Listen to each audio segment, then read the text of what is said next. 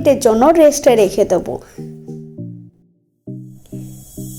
তো চলুন এরপর আমি মশলাটা রেডি করে নিই। তো আরেকবার আপনাদেরকে দেখিয়ে দিচ্ছি কী কী লাগছে। এখানে আমি একটা কাঁচা লঙ্কা নিয়েছি, পেঁয়াজ কুচি নিয়েছি, কিছুটা পরিমাণ কারি পাতা এবং কিছুটা পরিমাণ কালো জিরে। তো এখানে আমি গ্যাস ওভেন অন করে ফেললাম এবং এরপর আমি ফ্রাইং প্যান ওভেনের ওপর বসিয়ে দিলাম এবং এরপর আমি মশলাটা কারি পাতা পেঁয়াজ এগুলো ভাজার জন্য 2 টেবিল স্পুন আমি এখানে রিফাইন্ড অয়েল ইউজ করছি। এরপর আমি এক এক করে এগুলো পেঁয়াজ কুচি, কারি পাতা, কাঁচা লঙ্কা, কালো জিরে এগুলো দিয়ে দেবো। তো 2 মিনিটের মতো এখানে ফ্রাই করতে হবে। তো ভালো করে নাড়াচাড়া করতে হবে যাতে বেশি পেঁয়াজটা যাতে না বেশি লাল হয়ে যায়, একটু যাতে পিঙ্ক পিঙ্ক থাকে সেরকমভাবে দেখবেন। দেখেন যেরকম পিঙ্ক পিঙ্ক আছে এখানে। তো এরপর আমি গ্যাসটা বন্ধ করে দেব। এরপর আমি দেখে নিচ্ছি আলুটা সেদ্ধ হয়ে গেছে আমার এখানে। তো আলুগুলো এক এক করে আমি কুকার থেকে বের করে নিচ্ছি এবং খোসা ছাড়িয়ে সেটাকে আমি ম্যাশ করে নেব।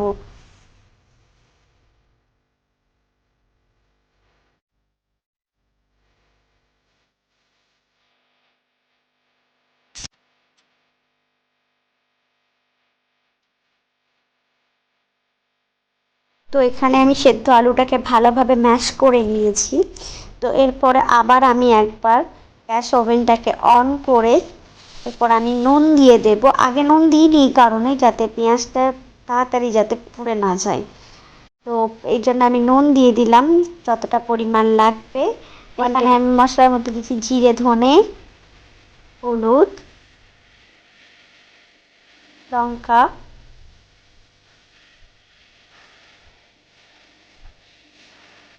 যেটা হলো আমি পরে একটুখানি কাশ্মীরি রেড চিলি পাউডার দিয়েছিলাম। তো সেটা আমি দেখাতে ভুলে গেছি কারণ আমি একাই ক্যামেরা যেহেতু করছিলাম তো ফোন নিয়ে একটু প্রবলেম হচ্ছিল। তো দেখেন এখানে আমি আলুটা পুরো ভালোভাবে মাখিয়ে নিয়েছি এর মধ্যে পুরো একদম। তো এরপর এটাকে আমি গ্যাস ওভেনটাকে অফ করে নিয়ে একটা প্লেটের মধ্যে আমি এটা রেখে দেবো এবং সেটা 5 মিনিট ঠান্ডা হওয়ার জন্য রেখে দেবো রেস্টে, যাতে একটু ঠান্ডা হয়ে যায় ভালোভাবে। কারণ গরম পুর যদি দেওয়া হয় তো সেটা ভালো হয় না অ্যাকচুয়ালি, শুনেছি। এখানে আবার একবার আমি ভালোভাবে ম্যাশ করে নিচ্ছি যাতে কোনো একটা গিলটি গিলটি ভাব যেন না থাকে, পুরো একদম স্মুথ যাতে হয়ে যায়। তো দেখেন আমি 10-15 মিনিট পর আবার সেই ডোটাকে নিয়ে এসেছি। এটাকে আমি দুইভাবে দুটো লিচি বানিয়ে নিচ্ছি। তো এইটাকে আমি এবার বেলনের সাহায্যে ভালো করে বড় করে বেলে নেবো। আপনারা যতটা পারবেন একটু পাতলাভাবে বেলার চেষ্টা করবেন, তাতে আরও ক্রিস্পি জিনিসটা আসবে। না হলে একটু মোটা হয়ে গেলে সে জায়গাটা একটু ময়দার গুলি গুলি টাইপের মানে পরোটা পরোটা টাইপের লাগবে, তো খেতে অতটা ভালো লাগবে না। যতটা পারবেন একটু পাতলা বেলার চেষ্টা করবেন। তো এখানে আমার লেচিগুলো যেহেতু একটু বড় হয়ে গেছিলো এবং বেলন পিড়েটা একটু মানে ছোটো পড়ে গেছিলো, তো এই জন্য একটুখানি সাইড দিয়ে বেরিয়ে পড়ছিল। তো এটাকে এরপর আমি মুড়ে দেবেন সাইডে যাতে একটু বেরিয়ে না যায়। তো এরপর কেটে নিয়েছি ছোটো ছোটোভাবে। তো এরপর এইভাবে রাউন্ড করে কুড়িয়ে সেটাকে আমি এবার যেমন লাচ্ছা পরোটা শেপ দেওয়া হয় সেইভাবে করে নিচ্ছি। দেখে নিন একবার আপনারা ভালো করে, এইভাবে পুরো একদম ঘুরিয়ে ঘুরিয়ে।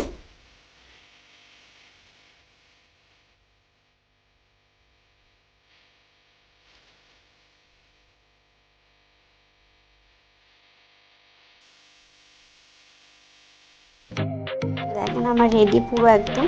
এরপর আমি ফ্রাইং প্যান চাপিয়ে দিয়েছি আবার ওভেনের মধ্যে। তো তারপরে এখানে কিছুটা পরিমাণ তেল দিয়েছি। তেল গরম হয়ে এলে আপনারা এখানে ছেড়ে দেবেন এক এক করে এবং মিডিয়াম টু হাই ফ্লেমে দেওয়ার চেষ্টা করবেন যাতে ভালোভাবে, কারণ দেখেন আলুটা অলরেডি সেদ্ধ হয়েই আছে, প্লাস সেইটা যেহেতু পাতলাভাবে বেলা হয়েছে যাতে, তো বেশি যাতে না পুড়েও যায় আর বেশি যাতে না মানে কাঁচাও যাতে না থাকে সেরকমভাবে। তো চলুন আমি আমার হাজব্যান্ডকে এবার দিয়ে দিই, দেখি কি বলে। সে বলছে যে কি সারপ্রাইজ রেখে যাওয়ার জন্য। তো দেখা যাক সে কি বলেন। আর হ্যাঁ, স্টেবল লাইফ ইসরাফিল সুরভি গ্লোবাল গুডমেতে এটা প্রথম ব্লগ।